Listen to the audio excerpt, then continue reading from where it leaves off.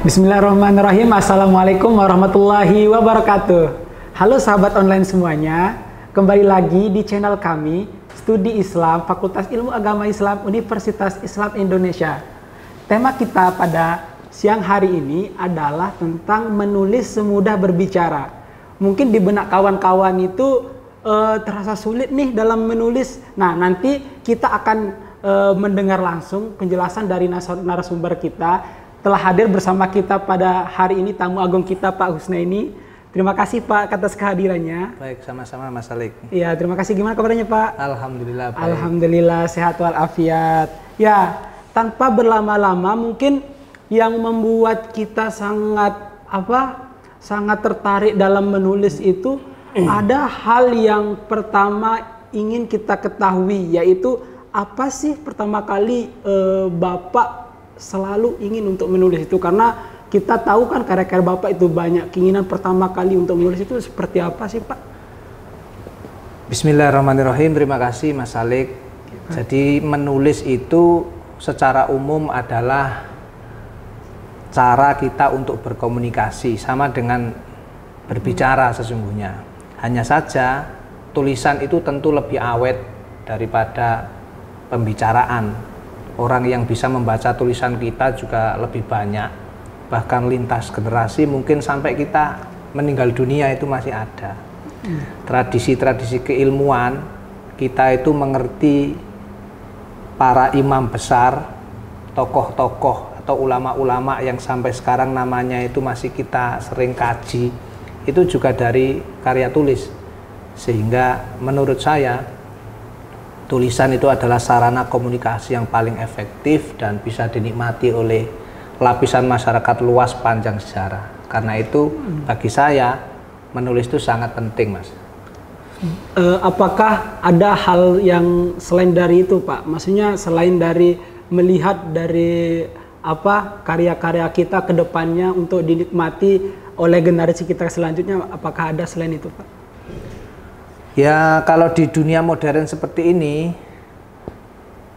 cara kita untuk menjadi dikenal dan pikiran kita dinikmati oleh orang kan melalui karya tulis. Apalagi sekarang ada media sosial, itu sarana yang paling efektif. Kemudian kalau kita mau lebih praktis lagi, orang menulis kan juga dapat honor.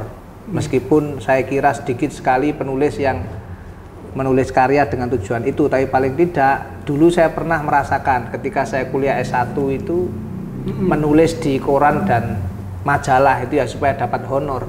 Karena waktu itu memang untuk membayar kuliah, tapi lama-kelamaan secara tidak sadar itu kan membentuk bahwa kebiasaan yang saya lakukan itu terus menjadikan saya sebagai penulis.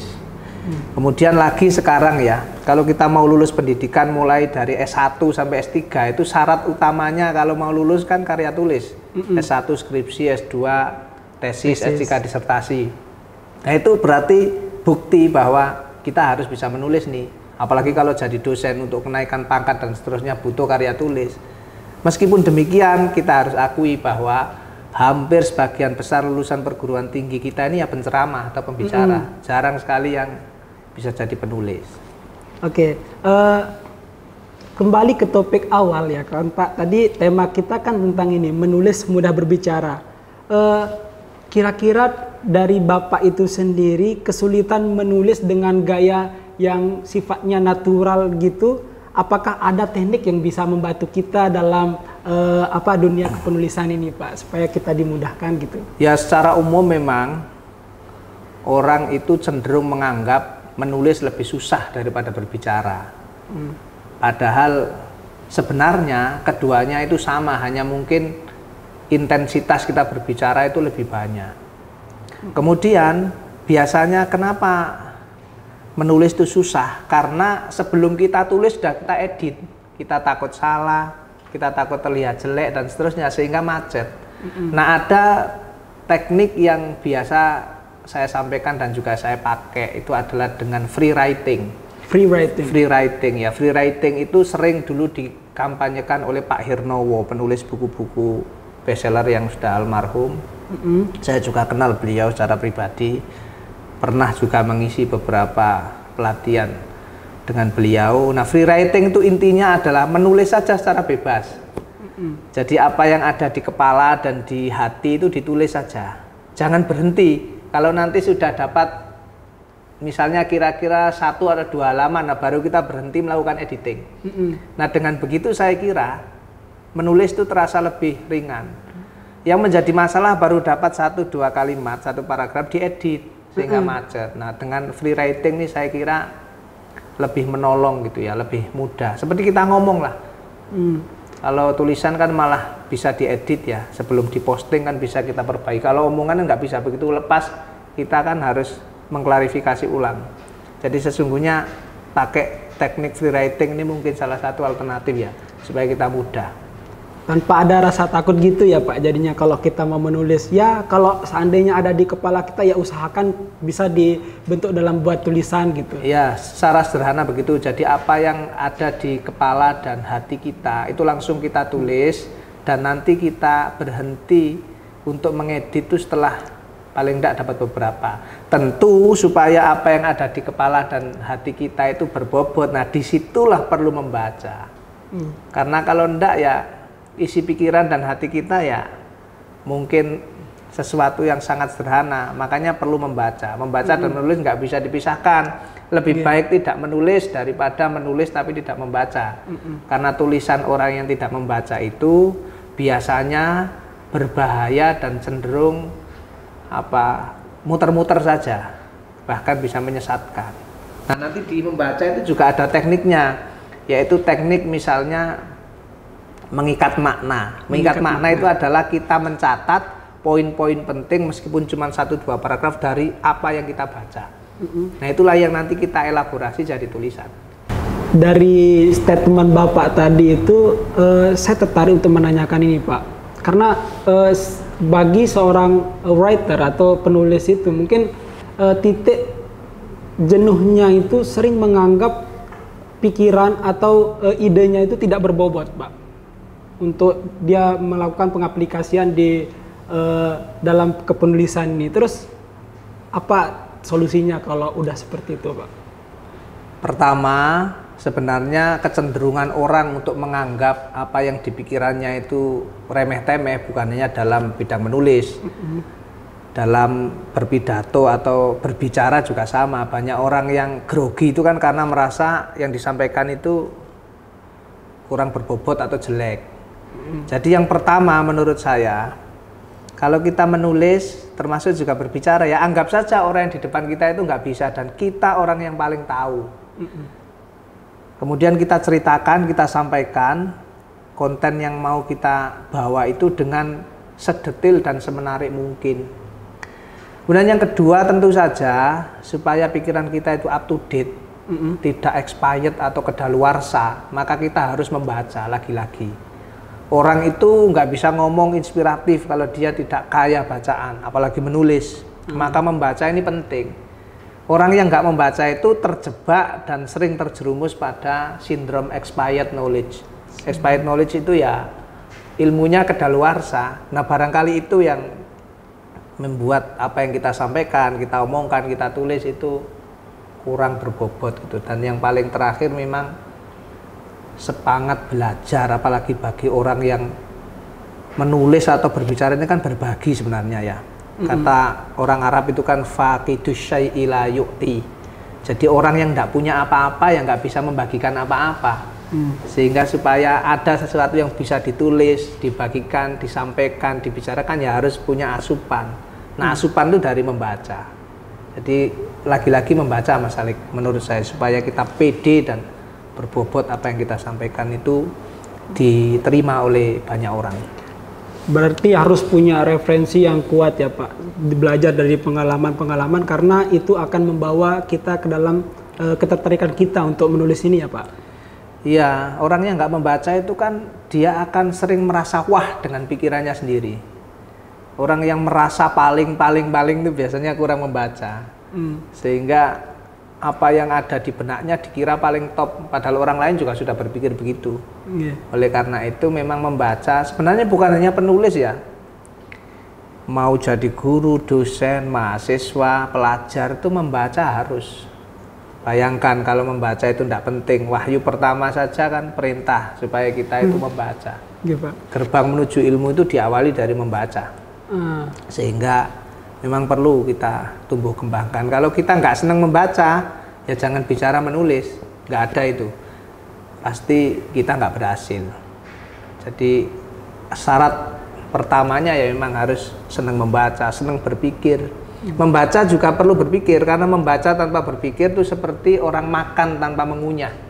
Tidak bisa dipisahkan gitu ya, Pak? Harus berpikir, jadi membaca, berpikir, merenungkan apa yang dia baca itu. Kan membaca itu tingkat-tingkatan ya, ada orang membaca untuk cari informasi saja, tapi ada orang membaca dengan sikap kritis. Nah, pembaca kritis ini yang perlu dikembangkan. Banyak orang itu banyak bacaan, kutu buku, tapi dia tersesat dalam rimba informasi karena dia nggak berpikir, nggak bisa menyeleksi. Orang yang sebar hoak itu kan membaca juga mereka, tapi nggak selektif, tidak menerapkan saring sebelum sharing, sehingga ya lolos juga meskipun bacaannya sudah lumayan. Itu Mas Alik. Suatu hal yang tidak dipisahkan jadinya, Pak, bagi si penulis dan pembaca. Maksudnya membaca dan menulis ini dua hal yang tidak bisa dipisahkan. Kalau mau jadi penulis handal ya harus banyak-banyak membaca referensi gitu ya, Pak. Iya, jadi trik yang paling sederhana itu gini. Bagaimana supaya saya bisa menulis artikel? Ya baca artikel tulisan orang sebanyak-banyaknya. Supaya saya bisa menulis puisi dengan baik, ya baca tulisan orang lain.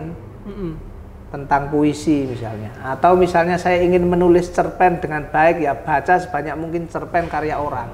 Dari itulah kita bisa belajar.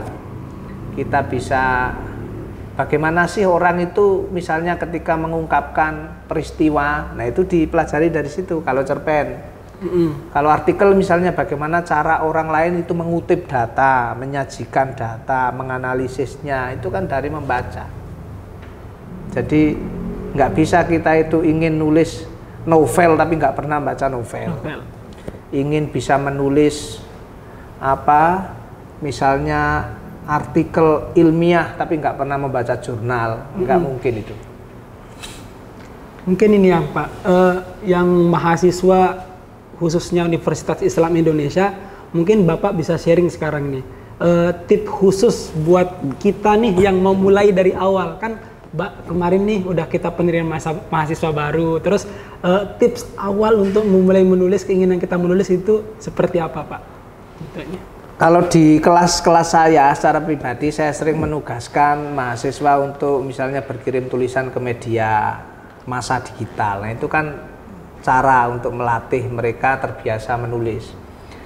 Kemudian juga saya sering misalnya ketika memberikan soal ujian itu berupa bacaan atau buku, kemudian saya suruh meresum atau meringkas isinya atau menganalisis atau mereview. Nah, itu kan menurut saya cara untuk mendekatkan mereka kepada literatur. Atau bisa juga misalnya ketika presentasi saya selalu meminta ini pendapat dikutip dari buku mana, karya siapa, diterbitkan oleh penerbit mana. Itu cara kita untuk supaya mahasiswa kita tidak asal kopas. Apalagi sekarang ini kan kecerdasan seperti AI kan banyak. Saya kira itu Mas Alik. Yang terakhir mungkin ini Pak, closing speech-nya Bapak dari awal kita bincang-bincang tadi sampai akhir ini kira-kira apa Pak untuk membangun semangat sebagai mahasiswa Universitas Islam Indonesia menuju berkemajuan gitu? Jadi membaca dan menulis itu adalah sunnah agama yang sering dilupakan banyak orang, termasuk oleh kaum muslimin sendiri. Jadi kalau ingin mengintip jendela keilmuan di dunia maka membacalah. Tapi kalau ingin menyebarkan gagasan ke seantero umat manusia di dunia maka menulislah. Jadi membaca dan menulis adalah dua keping mata uang ibaratnya yang tidak bisa dipisahkan kalau kita terutama sekali ingin menempuh karir di jenjang pendidikan atau di bidang akademik. Saya kira itu Mas Saleh, dan mudah-mudahan kita semua termasuk umat yang membaca dan rajin berkarya tulis. Amin ya robbal alamin. Terima kasih banyak Sama-sama. Bapak. Ya, dari tadi kan udah kita lihat nih tips dari Bapak seperti apa untuk kedepannya kita tidak perlu ragu lagi untuk mulai menulis. Kita tidak perlu ragu lagi untuk berbuat. Karena apa? Karena itu semua tergantung dari diri kita sendiri. Itu yang dapat saya simpulkan dari Bapak Muhammad Husnaini, SPDI, MPDI, PhD. Terima kasih Bapak atas waktunya. Sahabat online, sampai ketemu di channel, sampai ketemu di video-video berikutnya. Sekian, Assalamualaikum warahmatullahi wabarakatuh. Waalaikumsalam warahmatullahi wabarakatuh.